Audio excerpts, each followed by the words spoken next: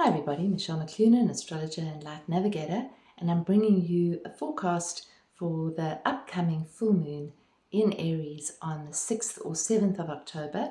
In South Africa, it's happening on the 7th in the early hours of the morning, and it's a very big full moon. It's a super moon, which means that we'll really see it brightly if it's dark enough. So, and if not, we'll see it the night before. It'll look full on the 6th as well. Full moon always happens with the sun opposite the moon, and the sun basically is lighting up the moon. It's basically shining its light on, and the moon is reflecting it back. The masculine is the sun, the feminine is the moon.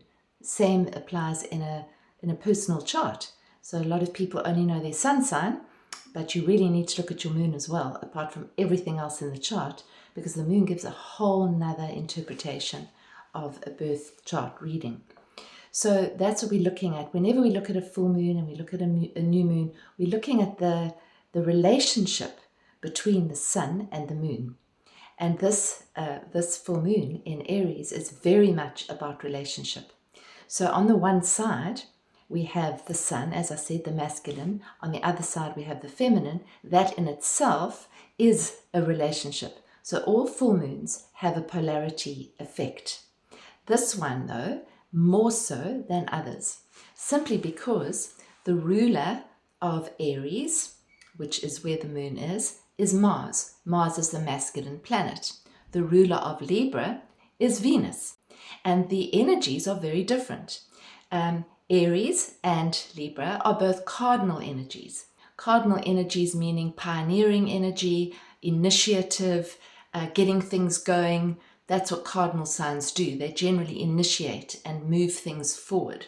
They're often leaders. If we look to see what those kind of archetypes are, Aries is fire. It's cardinal fire. So you can imagine cardinal fire would be the first fire, the striking of the match, the very first birth of something brand new. I can picture a little baby as it exits the womb and takes its first breath. That's Aries. It's new beginnings. It's the first sign of the zodiac.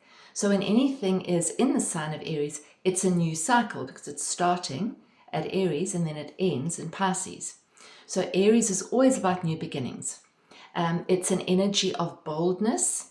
It can be impulsive, it can be impetuous, it can be impatient, but it can also be full of courage and vim and vigor to get things moving. Aries is a very direct sign. It wants to get things going and go straight up the mountain, whatever that mountain might be. It doesn't want to hover around and sort of debate things too much. It just wants to get things moving. That's the energy of Aries. Okay, so that's where the moon is, this full moon. Now, opposite that, we have Libra, which is where the sun is for three more weeks. Now, the sun in Libra, which is a theme that carries us right through the month because it's there for a whole month. The sun in Libra is the sign of the scales. So it's about balance, peace, harmony, justice, weighing things up to see which one's better. It's about the other person. Aries is about me and my needs. Libra is about you and your needs. So this full moon is very, very concerned with relationship, particularly one-on-one relationships, but that doesn't mean they have to be intimate relationships. There could be a one-on-one friendship. It could be a close colleague. It's how we are in our relationships. That is what's coming into the light of the full moon. So it brings up themes of independence versus relationship, me versus you, my needs versus your needs, assertion versus harmony and peace.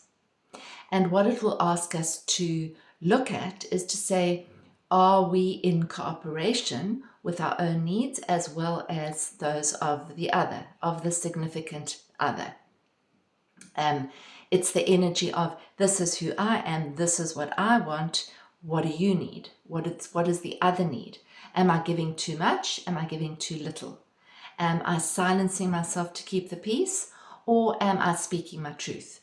Doesn't have to be speaking your truth in a violent way, but am I actually able to find my own voice. That's the energy of Aries. It's the energy of courage to speak your truth if you need to. Courage to stand forward. Courage to plant new seeds for a new season. That's what the Aries full moon is. Courage to really start to actually work on the things that we really want to bring into our lives. So the energy of this full moon is kind of claiming our sovereignty without losing our connection. Being caring about ourselves without being selfish or unconcerned about the other person. So that's really what this is about. It's honoring the relationship but not betraying ourselves. Now, backing this up, we have Venus, which is, as I said, the ruler of Libra. I know it gets confusing with the rulers, but Venus is the ruler of Libra. So we look at Venus and we look to see where Venus is. Venus is in a very close connection with the south node of the moon. Venus is actually in the sign of Virgo. So Venus is actually quiet in this and asks us to actually really look after our relationship with our bodies as well. It brings in the body into the equation, actually. Venus next to the south node brings in a karmic theme. So it could be that old karmic issues come to the surface at this full moon, or old patterns of how we relate in relationship. Do we tend to be pleasers? Do we tend to be the opposite? How are we in our cooperation and our collaboration with other people? Are we self-centered, too much, or not enough? So those are kind of the dynamics that we're going to be looking at this full moon. With Venus also concerned with our money and our values, our finances, we might find those themes coming up as well. Our relationship with money.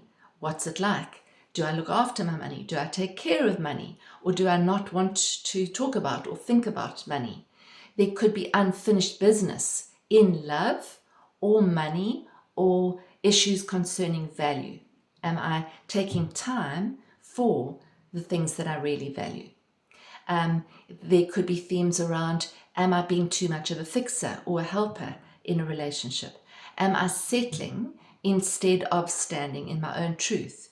So karmic scripts are coming up around themes like sacrifice, service, perfectionism might also come up.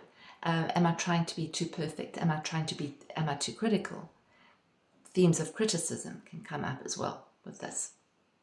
We also have Mars, which is the ruler of this full moon, in Scorpio, which will be joined by Mercury in Scorpio on the day of the full moon. And Mercury is in what we call a square to Pluto, which is basically the ruler of Scorpio. So there's quite a lot of scorpionic kind of energy, and there's quite a lot of plutonic energy. So that can be a little explosive. It can be triggering. So I think that there might be some triggered conflicting conversations or debates if we're not in our center, if we're too much in our egos, if we're too much in our pain bodies. Old pain might surface around invisibility, not being seen, not being heard, not having a voice, giving up on our own dreams for the sake of something else, themes of sacrifice, themes of service. So there could be conversations that might actually get a little bit tricky. So I think that it's going to be really, really important to take some deep breaths before we speak during this full moon period. And it's not just on the day of the full moon, because these themes tend to come in a few days before and actually last for a few days after as well. So just be a little cautious there and just bring yourself into alignment. I think I keep on saying it, but I think that, we are all in major transition. The planet's in transition, we're in transition. There's huge amounts of change on this planet, as we know. There's also the unknown. Everything is quite foggy. We're not quite sure what our world is going to look like. With the new technology, with AI, with everything that's happening on the global stage, I think that there's a lot of uncertainty. I think in many people are experiencing that. Concerns about the unknown. And where do we find our solace? Where do we find our center? That is the most important thing right now. If you feel yourself being overwhelmed, bring yourself back to your center. Bring yourself back to your inner flame, your inner connection, your inner power. The power exists here, not here. As soon as we go up here, it might get overwhelming, particularly around this full moon. So see if you can really make time to take some time out, to take some deep, long breaths, and to find your equilibrium. In our inner space community this month, we're focusing on sacred equilibrium, which is finding the balance in a crazy world, finding that center point in the middle of the circle. So when the circle's going crazy and going into a speed wobble, we find the center point, which is the still point. So when you find yourself going into that wobble, whatever that wobble might be, there might be an insecurity. It's often fear-driven. Often conflict with partners and with the loved ones is because of fear. So this is a full moon where we're looking at our fears straight in the face, looking at them in the eye, bringing them to the surface with love, not judgment, and allowing ourselves to feel it but not to get immersed in it, to actually choose love and connection over fear and conflict and war.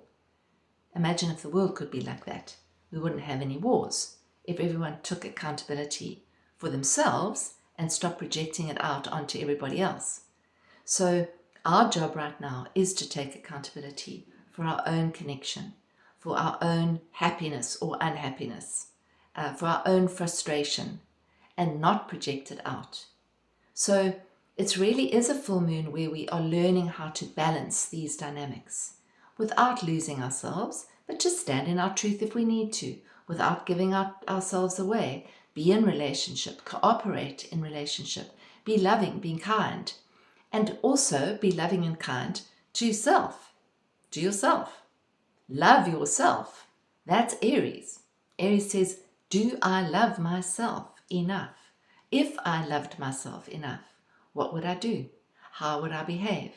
How would I nurture myself? What would I eat? Would I allow myself enough rest? Would I say this or wouldn't I say this? Would I do this or wouldn't I do this? So that's a really nice sort of prompt. If I loved myself enough, how would I respond, react, handle this situation, whatever it is? So I think that's a very good place to start with this. I hope this is helping a little bit to bring some clarity to the energies. I drew a card for this one, and I drew it out of the Divine Feminine pack. I felt that we needed a little bit of feminine energy this full moon because there's lots of masculine, fiery, passionate, sort of out there energy. Bridget is the card that I drew, and she is the goddess of the eternal flame. Interesting for Aries.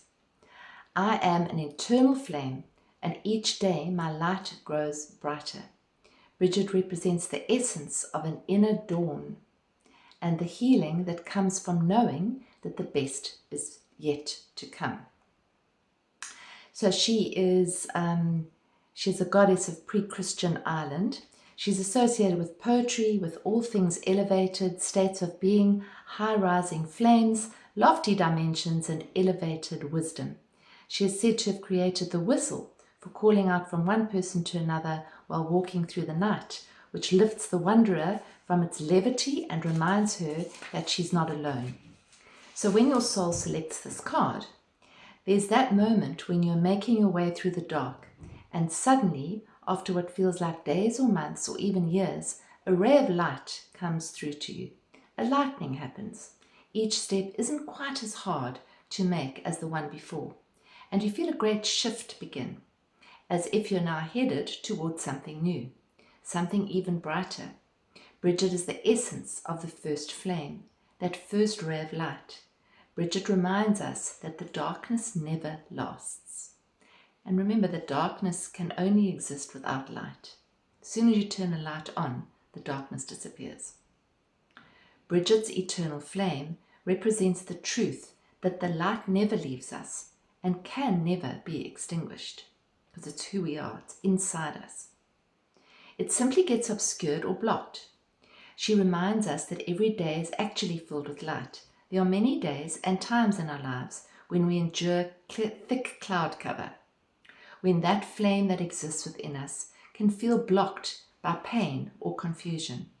Bridget is the sweet sound that reaches us in the dark and reminds us that we have never been on this journey alone. Bridget is our sign that the dawn is here because we've made it through the dark winter. We can lift our head. The healing has happened, and now each day is bound to be brighter.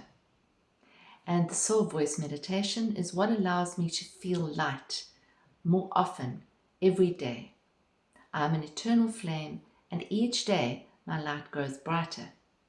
That's a beautiful affirmation for right now as we move through these foggy, unclear, for some people dark times, the times of unknowing, is to just remember that there's always the light, that the light exists within us.